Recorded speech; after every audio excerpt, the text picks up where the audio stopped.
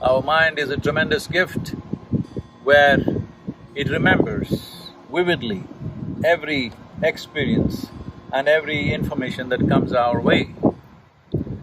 Well, this can be transformed into a phenomenal imagination, but if you lose control over your imagination, if you lose the discrimination as to what is imagination and what is reality, what is future, what is present and what is past, then your mind will become your greatest enemy. Most human beings are not suffering life, they're just suffering their memory and their imagination. What happened 10 years ago, they still suffer. What may happen day after tomorrow, they already suffer. This is not about life. This is about lack of control over two most fantastic faculties that human beings have, a vivid sense of memory and a fantastic sense of imagination. Do not worry about your future. If you do your present well, future will naturally blossom. We can only work with what's on our hands right now.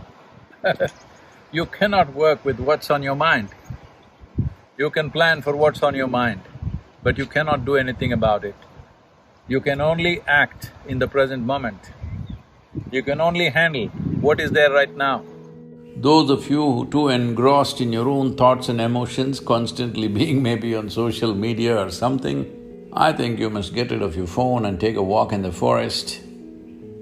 If it's not possible every day, at least 1 or 2 days in a month, you might get lost somewhere. Just be in nature all by yourself, walk, sit, observe. If you pay enough attention, you will see. You will be so enchantingly enamored by every little thing in the existence because the way a single ant is made is too much for you and your intelligence to grasp exactly how this is made. Those who have not peeled their eyes to the creation get too enamored with their own mental creations, which is their thought, the juicy part being emotion. When your thought and your emotion becomes more important than the Creator's creation, that means you have become a perceptual tragedy. You have not realized the nature of life at all.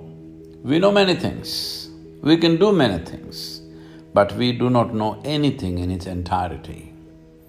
So this is the nature of the existence. If you pay attention to it, naturally your own thought and emotion will sink to the background. You can still enjoy them, but you know how insignificant it is.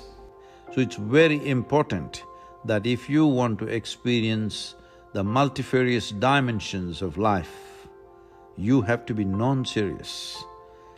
You become serious only because you have taken your own existence too seriously, though we exist here for a minuscule amount of time in this cosmos. This is a vast cosmos.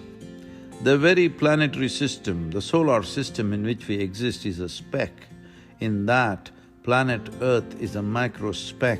In that micro speck, the place you live or the city you live is a super micro speck. In that, you have become a big man or woman, and that's the reason why you're so serious about life. It's a brief amount of time that you have as life. In this, if you take yourself too seriously, you are one big joke. The secret of life is to see everything with a non-serious eye, but to be absolutely involved like a sport. So be a sport for life. If you want to be a sport for life, you have to be able to see that your existence is of consequence for the times in which we live, but not of eternal consequence unless you touch the eternal dimension of who you really are. It's such a brief life, only in doing what you truly care for will your life become worthwhile. If genuine involvement has to come in your life, for you to give yourself absolutely, you must be doing something that truly matters to you. It's important that you find that. When I say it's important to find that, you don't have to spend half your life looking for what is my passion. No, you just have to dig into this ability of you making everything yours. When everything is yours, this whole world is yours, this cosmos is yours. So when it is a part of you, if you involve yourself absolutely and constantly strive to create what matters to you, what you really care for, then your existence itself will be worthwhile. Not necessarily your actions, not necessarily what you achieve and may not achieve, but your very existence will be truly worthwhile, because just to breathe and be is a phenomenon. There is no greater phenomenon than life. If this is not worthwhile, what is?